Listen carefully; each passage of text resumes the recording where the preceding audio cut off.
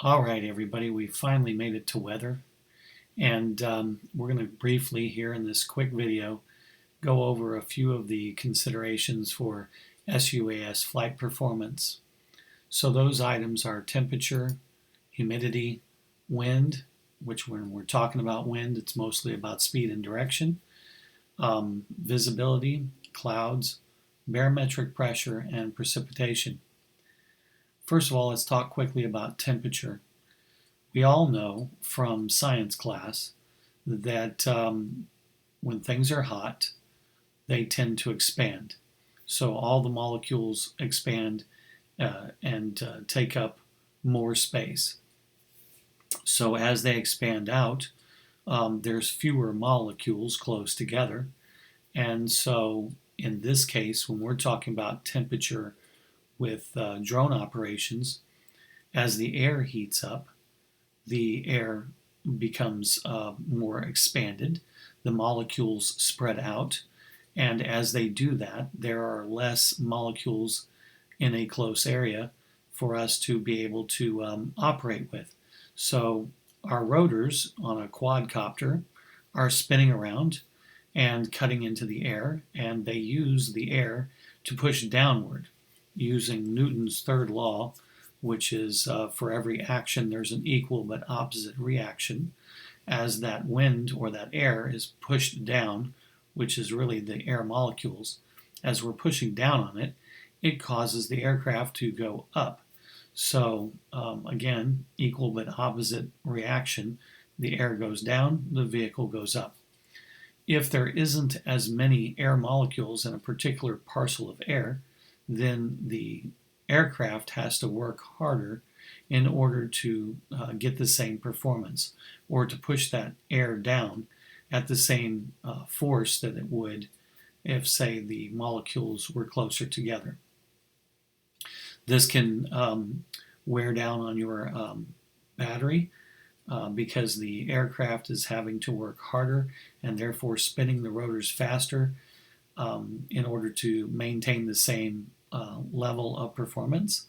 So, the performance can go down, the battery life can go down as well, and it's all because the hotter temperature is moving out those molecules.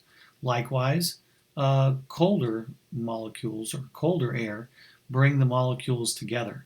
And so on a cooler day, you will have much better performance because your rotors are spinning into what we'll call it thicker air, and therefore its reaction with the Newton's third law is going to be much more pronounced, and you're going to have much better performance and battery life. Moving forward, let's talk about humidity. Humidity, a lot of people think of humidity as being a thickness in the air, when actually it's the opposite. We need air molecules, not water vapor in the air. And I remember my mom always telling me on humid nights, she would say, wow, the air is so thick out there you could cut it with a knife. But again, when it comes to an aircraft, it's really not as thick as you might think. In fact, it's more of a thinner air than a thicker air. And the reason for that is water vapor actually weighs less than air molecules. And this is why water vapor floats and, in fact, rises up. And this is how we get clouds. When humidity moves upward, it eventually cools down at an altitude, and when it cools down, it condenses and forms clouds. So in the meantime, as it's rising, that humidity is not doing us any favors. Our rotors or the wings of our aircraft are trying to cut into something that is actually thinner than air. It's actually less weight than air. And so we're not getting as much force with that Newton's third law reaction as we normally would. So when you think about it, a dry, cool air would be the best air for flight. You get your best performance, your best battery life, and all that from a dry, cool air. Whereas a warm, humid air will give you the less performance and less battery power or less battery length. So kind of in Florida here, we're in a soup all the time, so we're going to have far less performance out of our aircraft than you would possibly on a dry, cool night up north. So wind speed and direction have to be considered when you launch your aircraft. Always know where your wind is coming from. If you send out your aircraft with the wind behind you, and you send it out away from you, remember, if that aircraft should run into trouble and you need to get it back, now it has to fight the wind to get back. You also want to consider the wind speed versus the speed of your aircraft. If you don't consider that, you may send your aircraft out and not be able to get it back at all because the wind may just carry it out. Likewise, when you take off, if the wind is already going faster than the drone will fly, the wind is just going to start to push that aircraft away from you, and you may not be able to get it back. The best thing you could do is land it immediately. When it comes to visibility, we've already talked about this in an earlier video. 3 miles, 3 statute miles, is the visibility. Statute miles are consisting of 5,280 feet. So the visibility is 5,280 feet times 3. Clouds, we talked about this in an earlier video as well when we were talking about the regulations. You have to stay under clouds by 500 feet and out to the side of them by 2,000 feet. We are absolutely not allowed to fly over the top of clouds.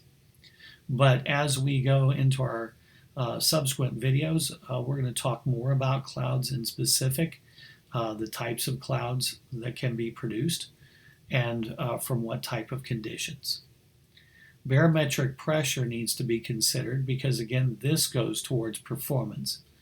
When there is higher pressure, that means the atmosphere is kind of pushing down harder than it normally would, and that pushing down of the atmosphere is forcing molecules together. So when you have a higher barometric pressure, you've got more molecules together, and that kind of goes back to what we talked about in temperature and humidity. More molecules pushed together means better flight characteristics, better performance out of your aircraft and your battery. And then precipitation. Obviously, we don't want to fly in the rain. It's not good for your aircraft. Most of the aircraft, drone aircraft, have holes in the top of the motor, in each motor to allow air to cool the motor, and that would directly expose copper inside of those motors to the elements. So if it rains into your aircraft, that's not doing you any favors. Plus, the humidity obviously is very high if it's raining, and so again that reduces your flight characteristics and your ability to fly the aircraft, and your battery length will be reduced. That's what I want to talk to you now about, for now, in other words. We will address some of these issues more directly as we move forward. But these are the things you want to consider right off the bat.